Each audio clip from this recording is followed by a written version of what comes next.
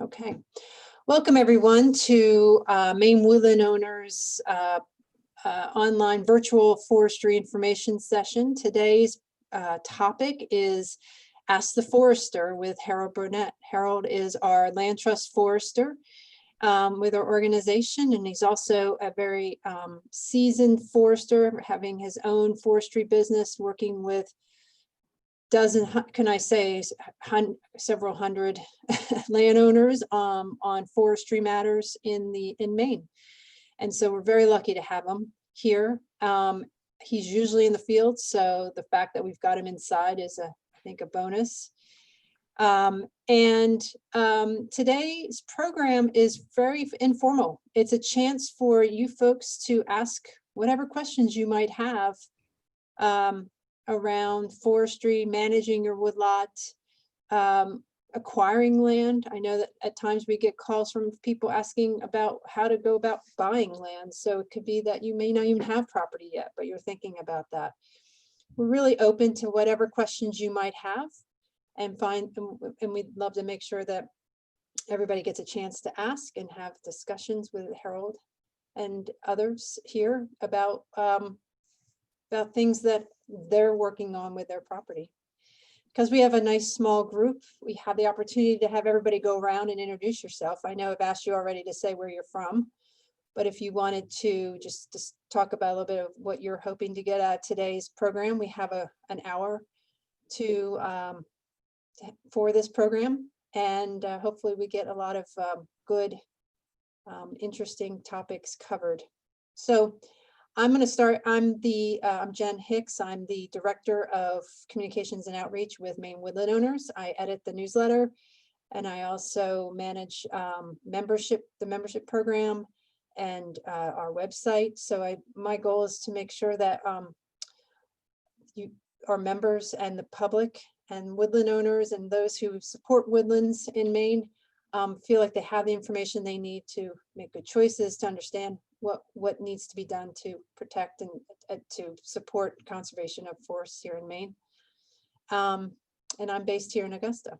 So I'm looking at my screen, and my next square is Andrew Tolman. So would you like to go ahead and introduce yourself? Hi, we actually are clients of Harold's in this other world. We have about 100 acres here in Reed Field, and it's under active management. We mostly wanted to hear, what he had to say to other folks, but also we did have one specific question that you may not want to get to right now. You want me to hold those until we do the rounds? Yep, we'll go ahead. Thank you for letting us know who you are. Sean Rafter. I know you're eating lunch, so sorry.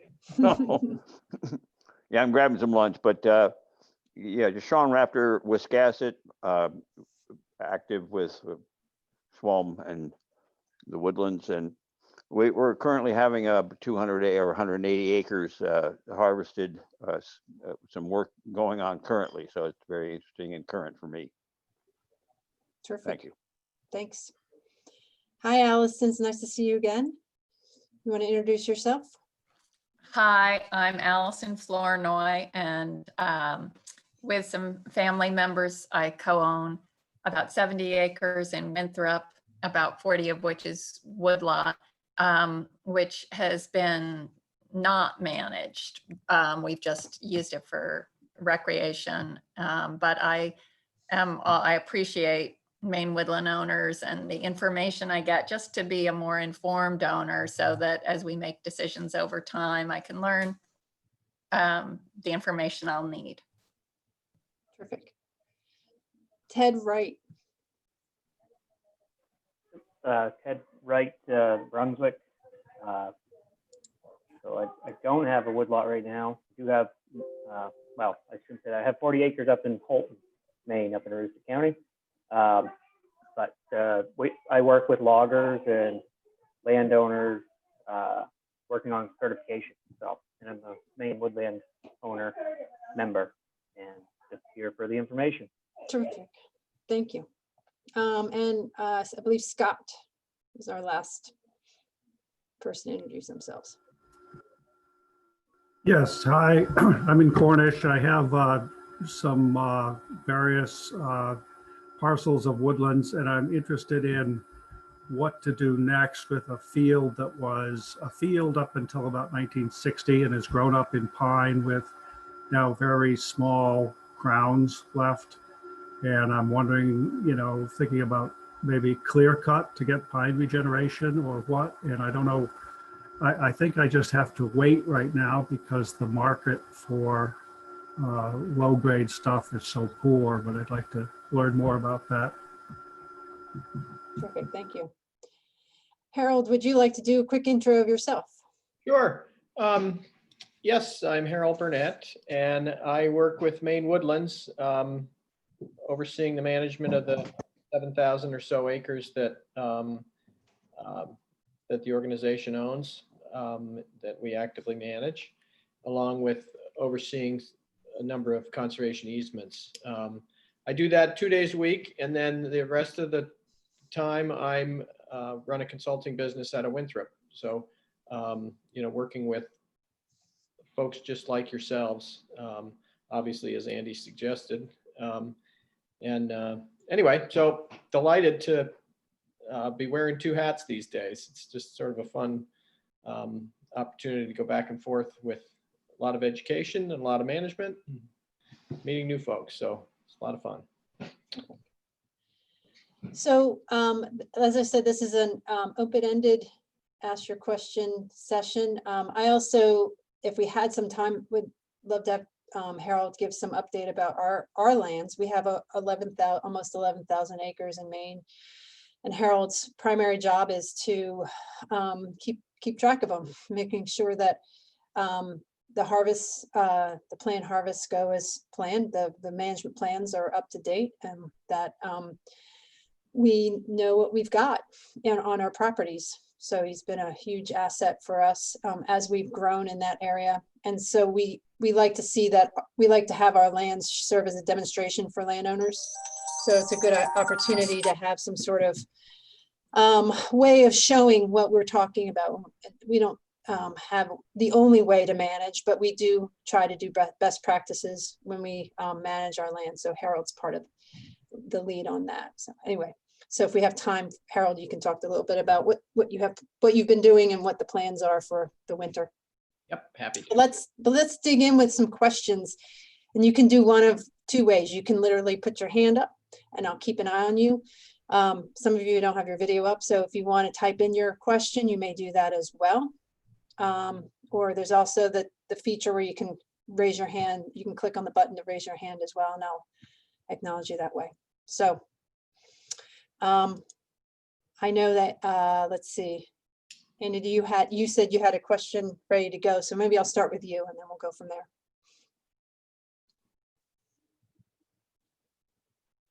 Sure. Okay, this is my question, actually. Okay. So when we're out wandering around through our woods on our trails with our pruners, and we're cutting branches out of our way on the trails, is it worth our time to prune up the hemlocks or the other side of the hemlocks and the firs, or is that not worth it? Not worth it. Okay. No, and I'll tell you why. When you think about white pine, for example, those are typically sawn and sold as boards. So their appearance is very important. So knots are a critical aspect of quality. Spruce, fir, and hemlock are more typically sawn as what we call dimensional stock. So anything 2 inches and greater in thickness. And almost all of that. So like spruce and fir is going to end up in 2x4s, 2x6s, and they're going to be behind the walls. There's going to be sheetrock, there's going to be paneling, there's going to be something on between the spruce and fir and the living space, which is typically something more decorative. So you don't see that. So the limbs and the knots are not of significance. So no, I don't see that being of value. When pruning is helpful, in addition to white pine, any of the hardwoods, taking limbs off up to, well, typically a log height. So figure a 1 foot stump, a 16-foot log, and 6 inches of trim. So you're getting up 17, 18 feet total from the ground. But you can certainly add value. Most, many of the pine mills do pay extra for what they call select grades, and those are not free logs. Certainly the hardwoods are all, a knot is considered a defect, and the fewer defects there are, the more valuable the log will be. So, yeah, spruce, fir, and hemlock, don't worry about that. Obviously, yes, get them out of your trail, but don't worry about the backsides. Okay. And how big around typically does it make it worth pruning? Like, Very good question, because, so for pine, for example, it needs to be 14 inches in diameter at the small end of the log, inside the bark. So the woody part has to be 14 inches in diameter. And typically you're talking about anywhere from 10 to 16 feet from the ground. It has to be that way. Now, it's not, so the earlier in the life of the tree that you remove the limbs, obviously the greater the amount of wood that accrues atop that branch stub.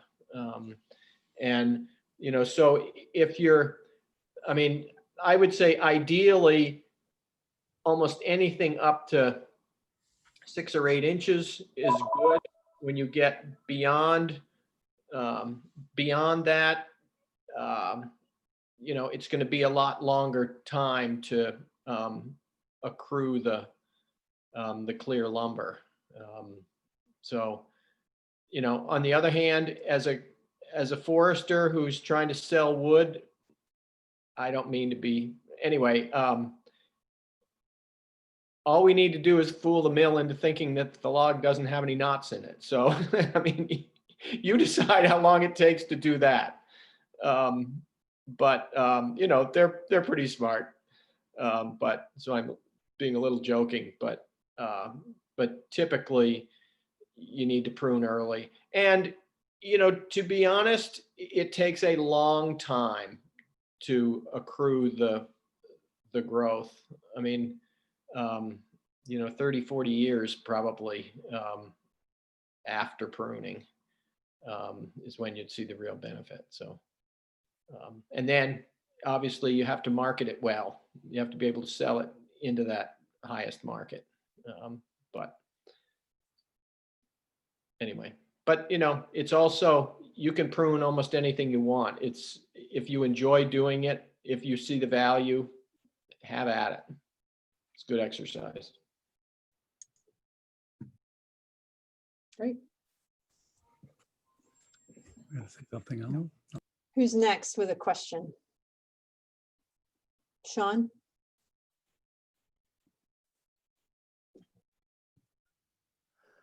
Well, let's see. My current, we're in the middle of a harvest now, so we're focusing right now on what we have to leave, or what we want to leave for the next maybe 10 years for pine, and a bit more for the hardwood as far as what we're leaving. And so what suggestions would the forester have as far as are there any best practices at this point as far as making it into small groups, or just taking out 50%? And what's the best practice? So this is an ongoing, actually, Sean, are you a pilot? Yes. Okay, you flew into a wedding 40 years ago, I remember. Sure. Yeah. I can't remember, the bride or groom arrived via your helicopter. Right. Anyway, so tell me, what's the woodlot look like now? And what's your motivation for cutting it now? It seemed like an opportune moment. We were literally contacted by a procurement forester for a company to discuss this with us, and we walked the property and looked at it. There were areas that I thought were in pretty good shape, but the tips and the tops of some of the pines were really devastated. So it Wait, seemed what's define devastated? Very small. yeah, just the severe needle drop down to maybe 10%, no real growth up there in the tops. And these are 75, 80-year-old and more pines, 100-year-old pines. There are some that look great, but there are many that really have this. There's a huge area that was a meadow in 1945, went off to World War II and was left. So that's 70-year-old, 75-year-old pine. And we did a lot of timber stand improvement through there. We trimmed up and everything, and it's just absolutely wiped out from the pine top. It's just devastated. There's nothing there, nothing merchantable even. Yeah. Then the old forest beyond that is what we're working at now. And there are some good big old trees. I mean, there is one 46-inch white pine out in the back, a really substantial piece of wood. But most of it, haven't done anything seriously out there since 30 years ago when we sold a bunch of hemlock when the guy in Portland was buying hemlock. Oh, right, the China boat. Yeah, the China caper. But so it's time probably to do a little bit, and this group came by who seemed very good, and they've been responsive, and I've liked pretty well what they've done. So it's just a scheduled kind of a cut and an opportunity to do it when it was so dry and easy to get in the fall here. Yeah. It's been great to get a little harvesting done. And the back forest, the old part of it really there was no growth at all in the understory. It was completely shaded out. So it's just I think on general improvements and the opportunity came. Hemlock dominant in those areas? No, it was until 30 years ago when we took a whole lot of it out. You did take that.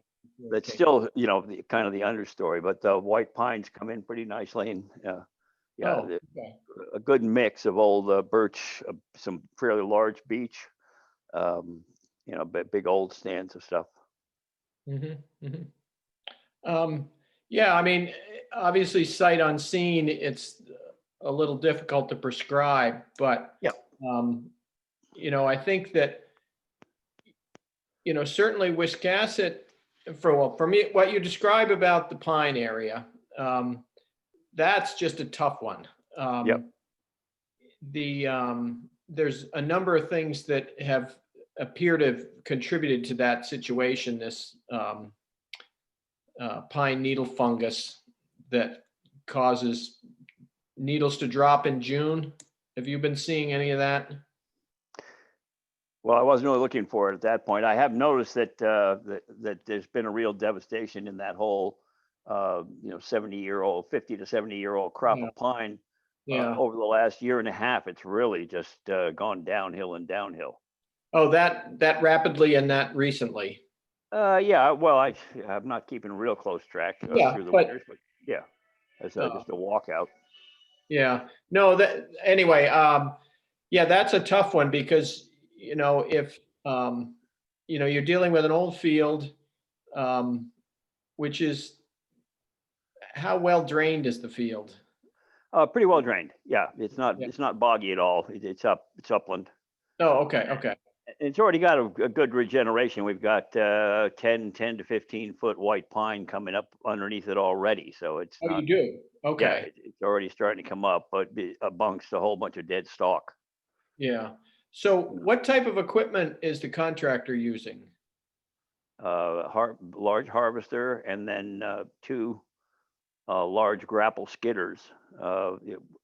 Okay, but the feller buncher can Yeah. reach and grab pines and place them down where he wants them? Exactly. Yeah, Yep. so So it's ideally, that level of harvest. yeah, ideally, they protect as much of that young growth as possible. They've been doing a great job on that. Yeah. Yeah, good, good. And then, so the other thing that quickly springs to mind in Wiscasset would be other potential issues. One being the hemlock woolly adelgid, and I don't know if that's been apparent to you. That would be sort of, again, this is hemlock, sort of thin crowns. And the ground is often littered with needles, kind of sloppily. I mean, individual needles, not like Right. a porcupine goes through and chews off the twigs. This would be So individual. far, we've seen very little of that, Oh, almost none. good. Yeah. So which side of Route 1 are you on? North. North side, okay, yeah. No, definitely the adelgid is a coastal phenomenon at the moment. It Yeah. seems to be winter cold definitely keeps it in check, which is why most of the infestation that we've seen is like one town deep from the coast. Oh, I see. Yeah. And obviously Wiscasset being sort of an inland coastal town, being upriver, might have some, but I also know there's plenty of it in Wiscasset. And the other is that, with the oak, the brown-tailed moth, which. Right. Well, Well, 3 years ago, we had a terrible time, but the last 2 years have been much good, easier. yeah, that's kind of what I've been hearing. And Yeah. fortunately, it seems like there's some reasonable survival in the brown-tailed moth, in the oak in particular. Yep. So those are things, again, sight unseen, but those are some of the issues that are definitely prevalent in the mid-coast. Okay.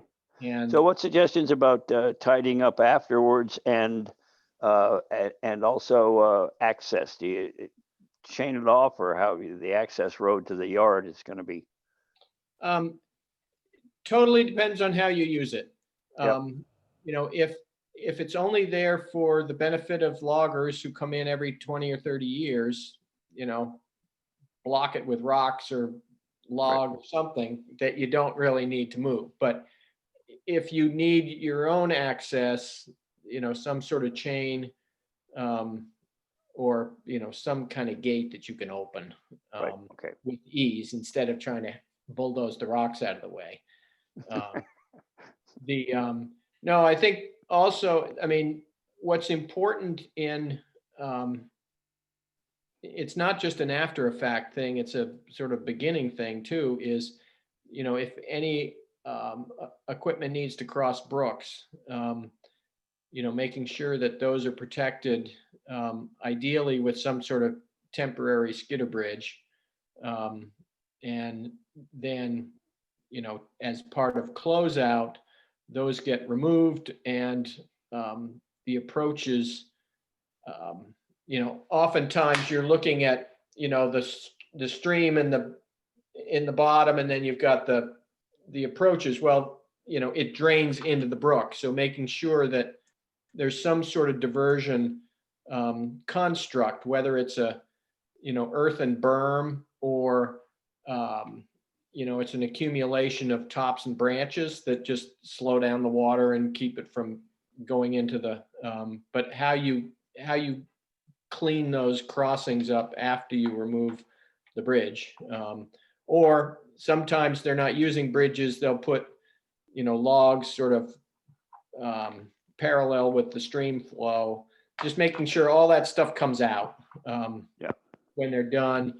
Any sort of slopes that you have, particularly on skid trails, Maine skid trails, water likes to run downhill and it channelizes, and skid trails are great setups for water to get faster and faster. So again, accumulation of brush, some sort of earthen berm that can kick the water off into the woods beside the trail, and let it sort of filter through the leaves and organic matter on the forest floor.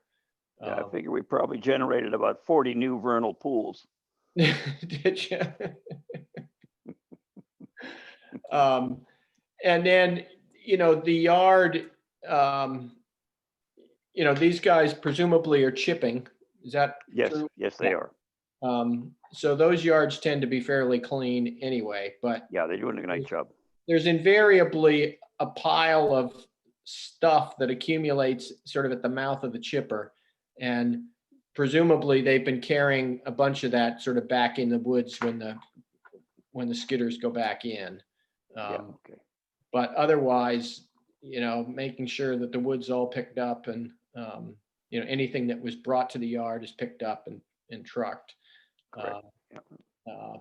But anyway, and then, to the extent that, steep slopes can, if you don't have, a lot of debris, slash and debris that you could spread around, perhaps seeding it, and then certainly seeding the yard. All of that helps stabilize the soil, but then also you have a wildlife benefit because there's, certain ones like the seed that develops from it. They like the cover that's in it. They feed on it. So, greening up those yards as soon as possible has some real wildlife benefits also, or can. Excellent. Yeah. Yeah. And I'm sure the snowmobilers are going to have a good time out there on the skidder trails. Yeah. So do they have access to the property? They from- do. Yeah. Their Yeah. trail actually runs through. And So. that's allowed and you're fine. and- Absolutely. Yeah. Yeah, Yep. Yeah. Okay. Yeah. They've I guess been the good only thing- neighbors. The only thing that I would be careful of is to the extent that maybe they start taking a right or left on some of these other skid trails, and maybe go where you don't want them to. But, just talking to the club to make sure that everybody knows to stay on the trail. Yeah. Good. But no, I'd say you're in pretty good shape. Harold, I'm gonna check in with someone else to see what question they Yeah. might have. Who would like to go next for a question? I'm gonna pick on you. Oh, here's one from Scott. I'll go ahead and read it. What to do with a 60-year-old field grown up in pine, single age, now lots of small crowns, dead pines crowded out. There is mostly hemlock regeneration underneath with the low value market so suppressed. Is there anything that can be done now, or is this a wait until the market improves? The site is moist but drains, and there are mixed hardwoods along the edges also. Scott, did Sean's description of his pine sound familiar to you? No, this has been very long decline. I think it's just crowded out with very small crowns and Yeah. lots of smaller pines, shorter pines dying from lack of light. So what sort of diameters are we talking about? Oh, maybe up to 8 inches, 10 Oh. inches. Pretty 8 small. being the biggest. Yeah, Is that what you're saying? 8 being the largest? yes. Oh, okay. Yeah. Not a lot of options because of the size of the wood. On the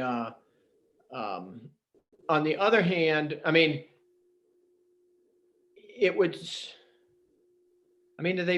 how tall are they? I mean, tall, medium. Oh, I'm guessing 60 feet. Oh, okay, so they 70 definitely feet. have some height to them. Yeah, so those Yeah. probably are pretty spindly, very Yeah. dense. Yeah, unfortunately, not a lot of options, because what you'd like is to see a number of pines that are, that have done better than the others. And then you can, that have larger crowns, and you could, clearly favor them. But it sounds like sort of the stand average is just not that great. And so your options are, yeah, somewhat similar to what Sean was talking about, in that sort of taking these spindly tall ones off, and you've got some existing regeneration, sounds like mostly hemlock though underneath, but that's still a head start. And the hemlock is not going to be uniformly distributed. There's going to be skid trails across so there'll be areas where there won't be any regeneration just because of the traveling of the equipment back and forth. On the other hand, those are places that often seed in very well to white pine. And then going forward, we just would be helpful to sort of tend the stocking levels so that it doesn't sort of repeat what you have.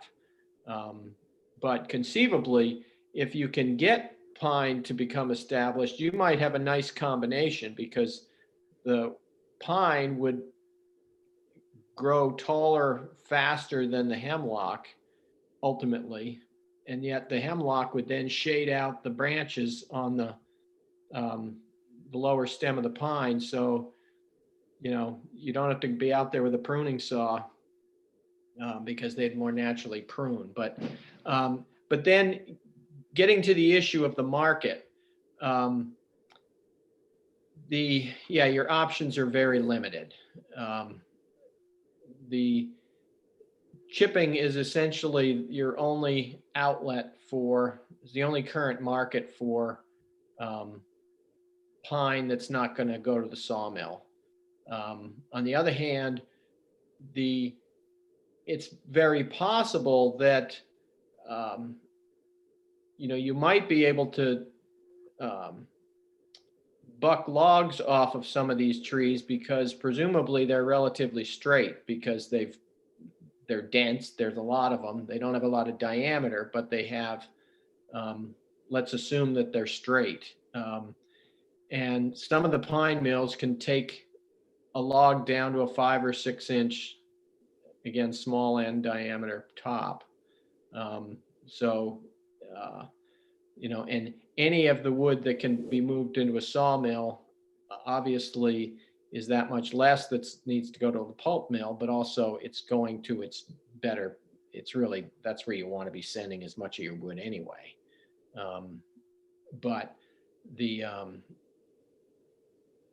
rest of the tops and the smaller trees, at the moment, the only real market is for chips. And that doesn't generate a lot of income.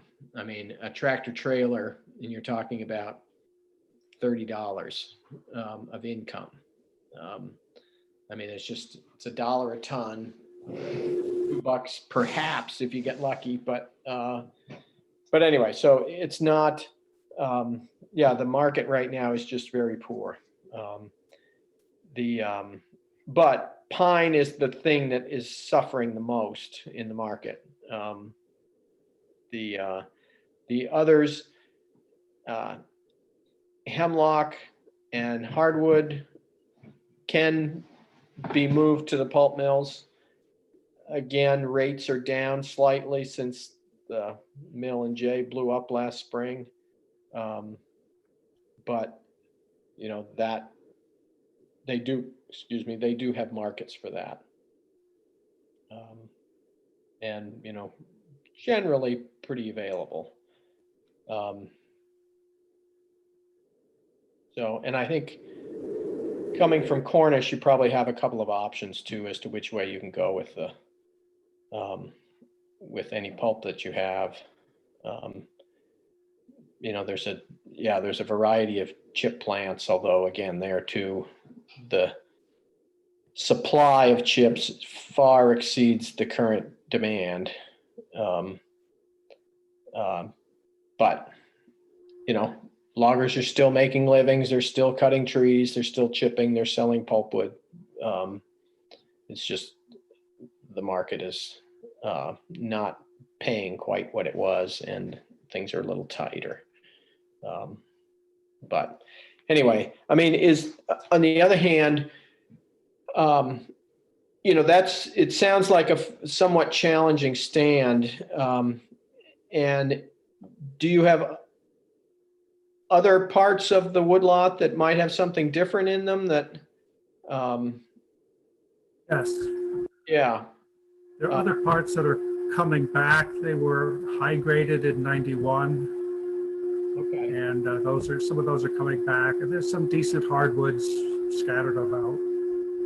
But sounds still a little too early before revisiting those. Why I ask about the other parts of the woodlot is, is there a mix and match that can be done so that the entire harvest volume isn't pine, which is tough to move right now. So anyway, Waiting is an option too. yeah, no, it is. And it's unfortunate when you get these dense stands that just sort of stagnate and have these spindly crowns, because that's a difficult thing to try to reinvigorate. Just there's so little photosynthesis going on. There's so few needles that anyway, I don't have a great answer, sorry, but It's okay. Do you have any, would you hazard a guess as to the future of the market? no. No, what we've been hearing all along is the fourth quarter of 2020, which we are right in the middle of, is when the Pixel mill in Jay is going to announce their intention. And then who knows what the options are. I mean, I know a couple of the options: close, rebuild, or maybe some hybrid or some mix and match, something different. But even if they decide to replace what they lost, I'm not a mechanical engineer, but that seems to me that it's going to take a long time. You don't just go down to 7-Eleven and buy yourself a digester. So I really don't know. I mean, it seems, then you've got these sort of trends that we've been seeing, which is, paperless economy. And Maine is definitely still, the forest products are driven by the, by the pulp side of the woods. I mean, obviously we cut saw timber. It's those big mills and using small wood that it still drives this place. And, I mean, interestingly, if I have this right, so the mill in Rumford, well, there've been some innovations over these last number of years. Like the pulp mill in Baileyville down east,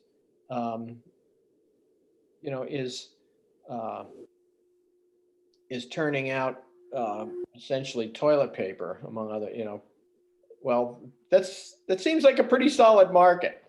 So they're into that in a heavy way. You know, the Rumford Mill was just talking about closing down one of their pulping processes, which was generating pretty high quality paper. And if I think I have this right, and converting that machine into making paper that then gets converted into corrugated boxes, which of course gets delivered to your door because we're all buying online. You know, so they're converting their production to where the needs are greatest, it seems, which, you know, seems like a good strategy. But you know, nobody ever seems to want to raise the prices on what they're willing to pay landowners. But anyway, so no, There- I don't have a great. There's a follow-up question from Allison, and then Allison, if you had another question, jump in. But what is the minimum diameter for hardwoods, oak, maple, to be marketable? Okay, there are at least 3 potential markets we could be talking about. But let's talk about if a tree gets to be about 5 or 6 inches in diameter, at breast height, that's our standard measuring height. That's big enough to go into a pulp mill. If it's smaller than that, it could go to a biomass plant. It could be chipped and be delivered to a biomass plant. If the tree grows to about 12 inches in diameter, then, and assuming it's straight, reasonable quality, that is something that could go to a sawmill. And then on up, it just gets better and better grades as the logs get larger and larger, and the values go up as well. So there isn't really a minimum diameter for what you could sell, but it does depend on which market you're trying to satisfy. But presumably, we're all aiming toward the sawlog market, in which case, you know, you're looking for probably 12 inches and bigger. And the more inches you can add from 12, it goes up pretty rapidly in terms of value. So just because it reaches 12 doesn't mean it's time to cut. It means that it's just arrived at the place where it's really going to start getting valuable. Is that what you were after, Allison? Yes, exactly. Thank you. Okay. We had a silviculture Q&A on Friday. Allison attended as well, and there are a few others who had questions that Bob said, you know, Harold probably would have some more insight on some of these. My guess is the market was part of it. Bob's got his ideas about value of trees, but I think he's not as involved in knowing what actual products are marketable these days. It's a tough question. And Chip Bessie was attending that program on Friday, and Bob asked him to weigh in, since he's a broker, and forest products broker, and he said, I don't have much to say. This market's just befuddling right now. Really hard to make any predictions and to give any real advice. I think firewood and toilet paper, that's where you put your money in at this point, as you will always need that. Yep. So Andy did also ask about donations to our land trust work. So that's a wonderful segue into, maybe in the last 10 minutes, we can talk a little bit about how we receive our land, and, you know, our policy around taking land, and then what's going on with our land these days. Thanks.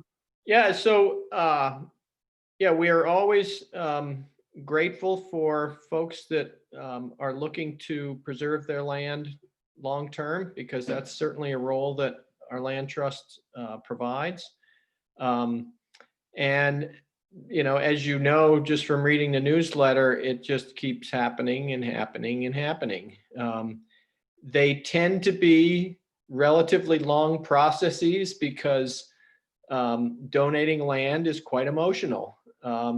People are invested in their land. So it's rarely something that happens like going to the grocery store or writing a check to the Red Cross. It takes some time, but the process is typically, I'll meet up with a landowner. So, a couple of weeks ago, got a call from a landowner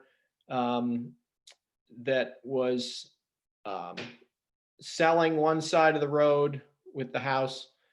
He was interested in donating the other side of the road to Maine Woodlands. So he and I got together, took a long walk around, and then he had to head off. So then I did a little further reconnaissance, verifying boundaries and the like, because as a potential owner, we'd like to know where the land is and is it marked, and got a better sense of how much of the property was wetlands, how much was uplands, that done some harvesting, to what extent had the harvesting occur, what level of harvesting occurred. Anyway, and so I do a bit of due diligence. And then I'm going to be making a recommendation to the board, whether this seems to be a reasonable property and to accept. That sort of goes off on its separate track. In the meanwhile, I'll be talking to the landowner because a couple things that are going to be important. One is if the landowner would like to receive a charitable contribution for tax purposes, we need to have an appraisal of the property so that the tax benefit is going to be the value that the appraiser says the land is worth. And then in addition, I want to get some sense from the landowner as to if there's any additional benefits they would like to see from our ownership of the land. Permanent protection, non-development is something that is true of all of our lands, and we manage them as working for us. On top of that, there's always other little things. One of the more unusual ones was the Chandler gift in New Gloucester, which was 2,000 acres, quite a handsome gift. They'd been working with a logger their entire career, and they wanted us to continue working with him. And that wasn't in the deed. That was so we've got sort of this side letter of understanding about wishes of the donor, including what are we naming this land?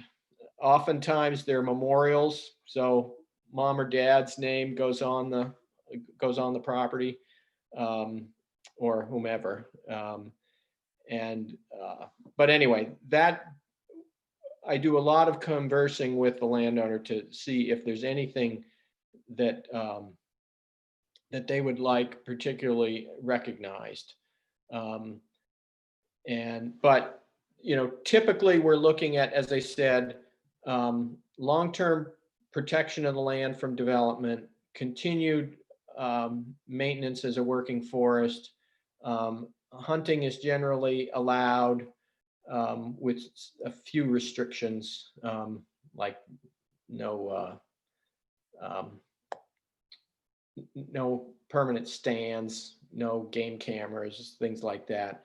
and then just the basic stuff. We're not looking for overnight recreation and things like, just basic stuff about how we envision managing the land, or how we manage the rest of the ownership. Anyway, and as I said, that process can, routinely takes a while, but can also happen. I mean, this one from the other day, I wouldn't be surprised if that one moved actually quite quickly. The house across the road sold, guy moved out of state. He's just sort of tying up loose ends. I bet that one actually happens fairly quickly. I'm working with another landowner, and it's been just years and years that you can just see it's just tugging at his heart. He knows he wants this land permanently protected, but it's his. He's lived on it all his, a long portion of his life. He's worked it. It's really tough to watch because he's just so devoted to the land.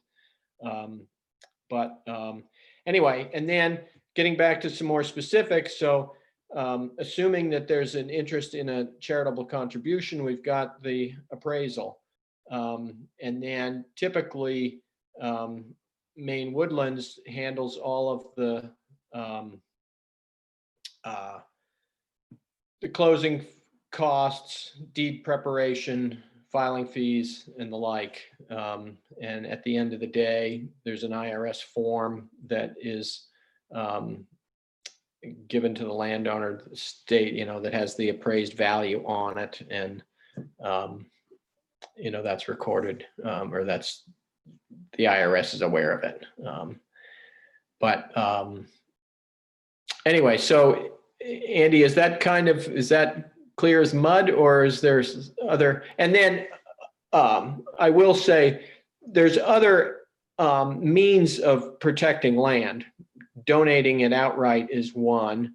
And then there's conservation easements where you would basically remove the right to develop from the rest of the bundle of rights on the ownership. And that right would sit with Maine Woodlands.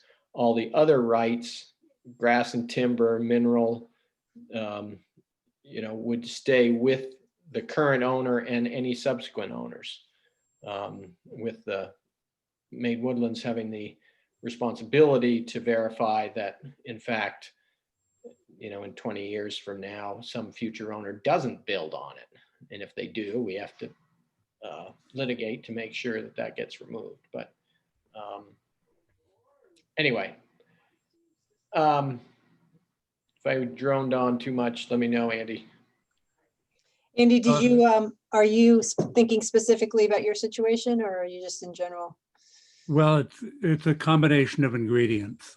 I work on the lands committee for the Kennebec Land Trust, which has, a different way of doing business, and that they're just in the preservation business, not particularly in the working forest business. And so they usually need money as well as the donation of the land in order to have a stewardship fund.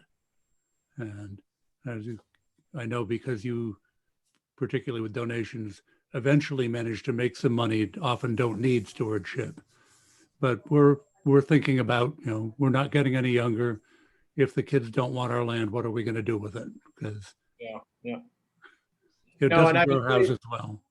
The other detail on a situation like yours and many folks is we don't own any houses or buildings. So typically the developed portion of the property gets carved out, and we would accept the woodland, or, in your case, you've got fields, you've got woods, and you've got a developed portion. So figuring that the developed portion would be carved out and presumably sold, or that's your kids, or whatever ultimately becomes of the house. But that's not something that Maine Woodlands would be interested in. And I think the carving is generally done by the donor. I can't think of an example of where we accepted it and then we disposed of we did the carving. But anyway. Yeah, we actually do.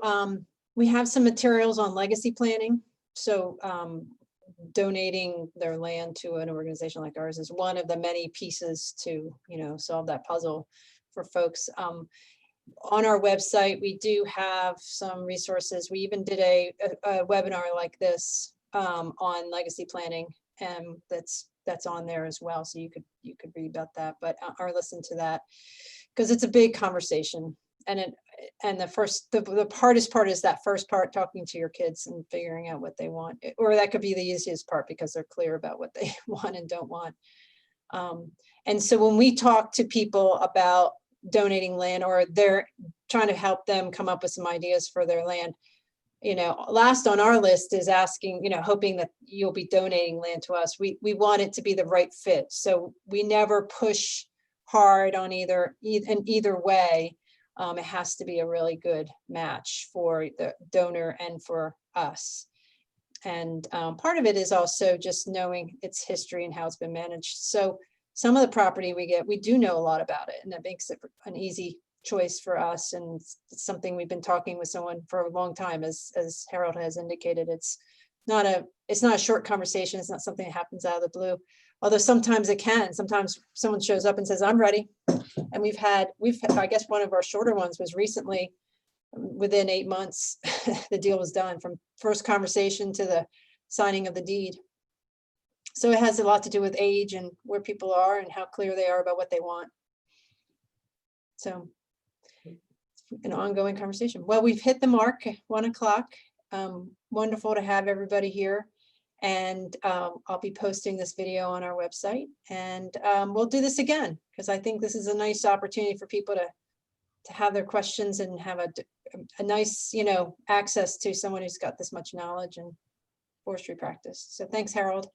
And thanks everyone for being here. Hopefully you have a great holiday. Stay safe and enjoy this nice sunny weather today. You're in Florida, Allison, so you have sunny weather all the time, right? Well, not always, but we do today. It does rain a lot down there, actually. It's surprising. Yeah. All right. Thank you Well, very thanks much. so much. Sure, This is thank you. very helpful. Good. All right, take care, everyone. Yeah. Okay, Bye. bye-bye.